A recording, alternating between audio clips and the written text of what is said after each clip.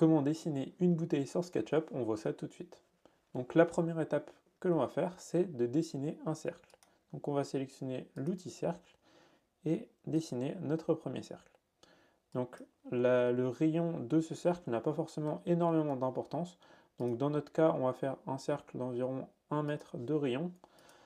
Du coup, en fait, quand je dis qu'il n'a pas une énorme importance, c'est qu'il va nous permettre de faire un tour à partir d'un profil. Donc je vais rapidement dessiner le profil pour vous expliquer. Donc on va faire ensuite le tracé donc, de notre profil qui va faire, on va dire, allez, 4 mètres par 1 mètre environ, ou 3 mètres, allez, 3 mètres 80 par 90. Donc ça c'est plutôt pas mal. Et donc quand je parlais il va nous permettre de tourner, c'est-à-dire qu'on va utiliser donc l'outil Suivez-moi et le premier cercle que l'on a tracé va permettre de faire tourner notre profil. Mais donc là, ce qui est important, en fait, c'est directement de dessiner ce profil. Donc notre profil, on va faire environ 4 de haut pour 1 de large. Alors, ensuite, donc la première étape, ça va être de dessiner donc une petite entaille pour notre bouteille, enfin pour le culot de notre bouteille. Ensuite, on va dessiner un petit truc comme ceci. Après, on va venir se décaler sur le côté et on va venir se mettre tout droit. Donc voici le premier profil très rapidement que l'on obtient.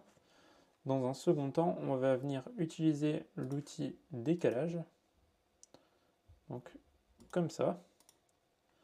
Ensuite, on va venir compléter le haut puis le bas à cet endroit-là afin de pouvoir donc supprimer cette partie-là et venir tourner uniquement la partie qui nous intéresse. Donc par la suite, on utilise l'outil Suivez-moi, donc qui est cet outil-là, et on va venir tourner autour du premier cercle que l'on a tracé. Donc là, on a notre bouteille qui commence à apparaître. Donc on peut y apporter donc, des modifications en mettant par exemple de la texture. Donc on va venir mettre cette texture-là, donc qui est une texture transparente. Et après, si on veut donc, changer les proportions, on va sélectionner donc l'outil échelle. Et donc si vous voulez qu'elle soit plus ou moins haute, plus ou moins large, et bien vous pouvez régler tout ça. Donc on peut aussi, là on voit que par rapport au bonhomme, elle est absolument énorme.